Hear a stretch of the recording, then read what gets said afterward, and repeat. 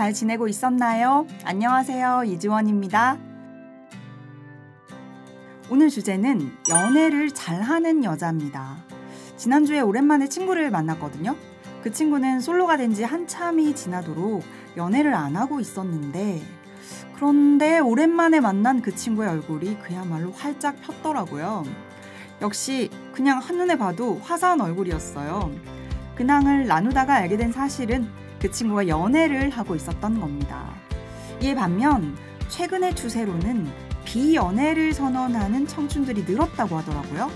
여성학 연구자인 김엘리 상공회대 외래 교수는요, 과거엔 주로 경제적인 이유로 연애를 유예했다면 현대 사회에서는 불필요한 고민거리를 만들지 않기 위해 연애를 하지 않는 사람들이 많다며, 연애가 생애 기획을 어긋나게 하거나 이익보다는 피로와 손해를 가져온다면 연애를 하지 않는 게 낫다고 여기는 사람들이 증가하고 있다고 말했습니다. 이 프레임으로 굳이 분류를 해보자면 연애 지상주의자와 비연애주의자, 이렇게 구분할 수 있겠네요. 여러분은 어느 쪽에 가까운가요? 이지원 채널을 즐겨보는 애청자님이라면 연애 지상주의자까지는 아니더라도 연애주의자에 속하기는 하겠죠? 그래서 오늘은요, 솔직히 말해서 연애하면 좋은 점 3가지에 대해서 얘기를 나눠볼게요. 그럼 시작할까요? 오늘 이야기는 한 여자의 고민으로부터 시작됐습니다. 이분은 이지원 라디오의 애청자님이고요. 현재 33살인데 연애를 쉰 지 약 4년 정도 됐다고 합니다. 앞으로 비연애주의자로 살 생각은 없지만 연애가 주는 피로감이나 허탈감이 두려워서 선뜻 연애를 시작하지 못하고 있는 상태였는데요. 저와 이 주제로 1시간 이상 길게 대화를 나눈 그 다음 날 신나는 소식을 들려주셨어요. 여자: 언니, 사실 어제 소개받은 남자를 만났는데요. 지원: 어땠어요? 호감이 생겨요? 여자: 너무 오랜만에 느끼는 기분이라 이상하긴 한데 나쁘지 않았어요. 지원: 나쁘지 않으면서 이상한 기분이라 좋은 신호 같은데요? 혹시 첫눈에 반하고 그런 거예요? 여자: 그건 아니에요. 처음에 그 남자 만났을 때는 아무런 감정이 안 느껴졌어요. 그냥 깔끔한 외모에 멀쩡한 허우대를 가졌다 정도? 그렇다 보니 이후로 그 남자에게 연락이 오면 형식적인 답변으로만 일관했는데요. 어제 제가 먼저 연락을 해서 2번째 만남을 가지게 된 거예요. 지원: 와후, 우리의 대화가 큐피트의 화살이 된 것 같아 기쁘네요. 여자: 언니가 그랬잖아요. 지나치게 높은 철벽은 간판 없는 음식점과 같다고요. 그 안에 아무리 맛있는 음식이 있어도 사람들은 알 길이 없다고요. 그러니 철벽의 높이를 턱 끝선에서 가슴선까지만 조금만 낮춰보라고요. 그러면 우선 내가 먼저 숨통이 트이고 시야도 확보되니까 기분이 한결 상쾌해질 거라고요. 기분이 상쾌해지면 좋은 일이 생기기 마련이라고 그렇게 말씀하셨잖아요. 정말이었어요. 제가 먼저 솔직해지기로 마음을 먹고 이런저런 이야기를 꺼내봤더니 신기하게 마음이 한대로 모여지는 대화가 이어지더라고요. 지원: 정말? 정말이요? 그럼 지금 기분은 어때요? 여자: 분명 익숙하지 않아서 곧 얼어버릴 것 같은 기분이지만 싫지 않은 기분이라는 건 확실해요. 지원: 그런 확신 너무 소중하잖아요. 잘 기억해둬요, 그 기분. 여자: 네, 그래 볼게요. 고마워요, 언니. 연애의 첫 번째 장점은 일상이 다채로워진다는 겁니다. 사람은 누구나 저마다의 일상이 있을 텐데요. 그 일상은 대개가 반복적이죠. 그렇기 때문에 저절로 굴러간다는 장점도 있지만 어떤 때는 한없이 지루하게 느껴져서 원래 일상에서 벗어난 일탈을 꿈꾸게 되는데요.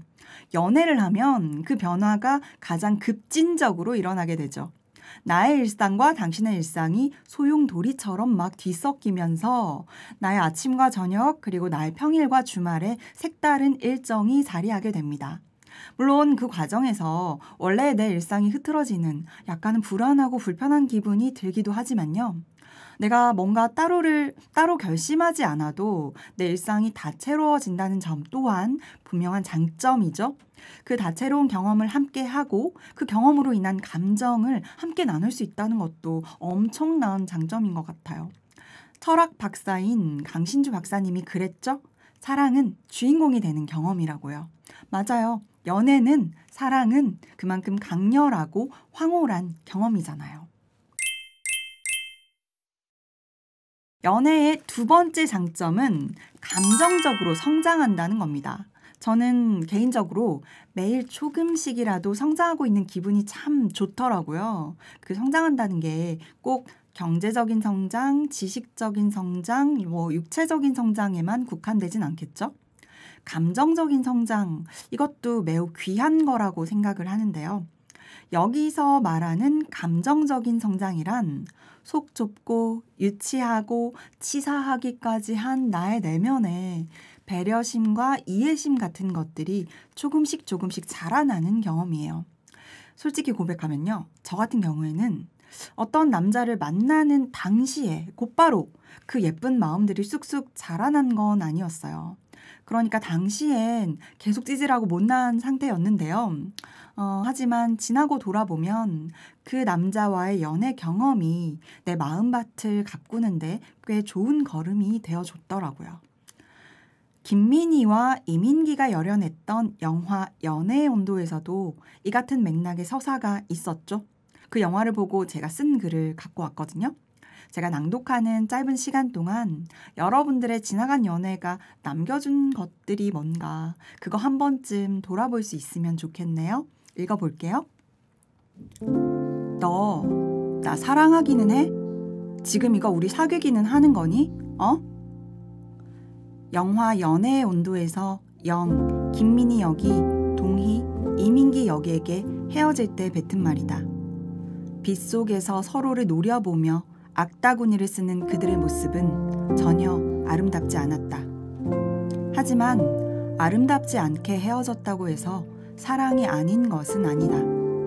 곧이어 영, 김민희 역의 방백이 들렸다. 우리의 연애는 달콤하지도 아름답지도 이벤트로 가득 차 있지도 않았어요. 지루하고 평범하고 아무 특별할 것 없는 그저 보통의 연애였죠. 하지만 우리는 둘 다 진심이었어요. 진짜 사랑을 했고 아마 그건 내 인생에서 다시는 일어날 수 없는 영화 같은 일일 거예요. 영, 김민희 역은 내 인생에서 다시 일어날 수 없는 영화 같은 일이라고 말했지만 아마 그녀는 몇 번의 계절이 지나기 전에 다른 누군가를 만날 것이다. 어쩌면 예상보다 빠를 수도 있겠다. 남녀가 만나는 것이 편리한 세상이 되었으니까. 하지만 나만의 감정 세계에 타인을 들이는 것은 전혀 편리하지 않은 일이다. 그것은 내가 애써 구축해놓은 편안한 일상이 흐트러질 것을 예감하게 하고 아마도 그 예감은 틀리지 않을 것이고 그 낯선 풍경 앞에서 당황하여 울먹이는 스스로를 달래야 하는 의무감을 받아들이는 일이다. 그러니까 그 어려운 걸 해내려면 그만한 가치가 있는 사람이어야 한다. 내 사람인지 아닌지 알아볼 수 있는 신미안을 키워야 한다.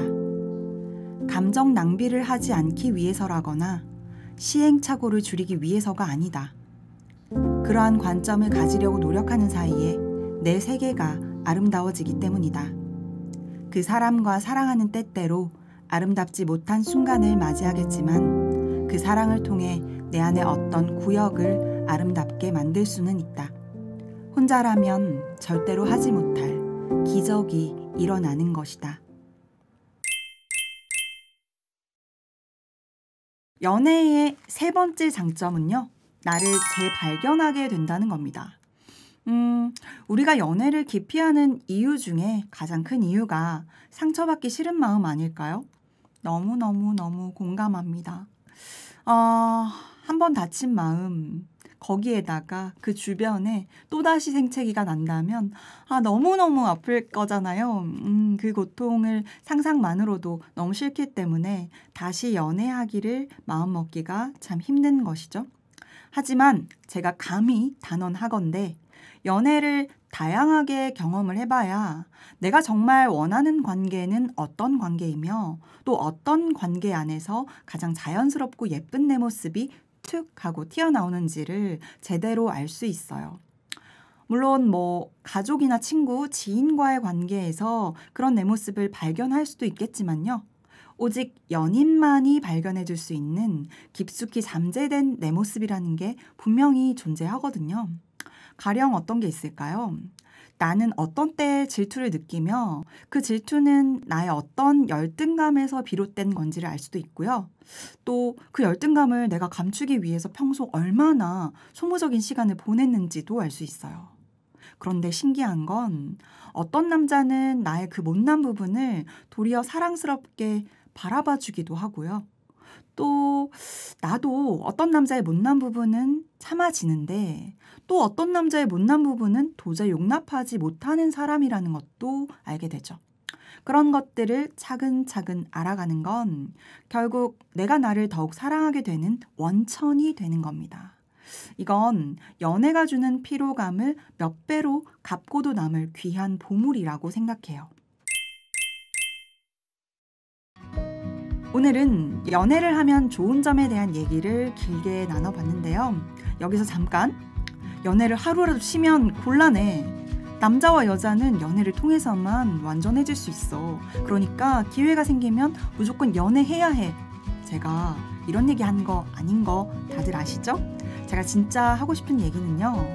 이번 연애가 또다시 이별로 끝나더라도 그건 실패가 아니라 배움이었다고 받아들이고 또다시 다음 연애를 기대하는 그런 삶이 무척 똑똑한 삶이라고 할 수는 없겠지만 분명 풍요로운 삶이라는 거, 그 얘기를 꼭 전해드리고 싶었어요.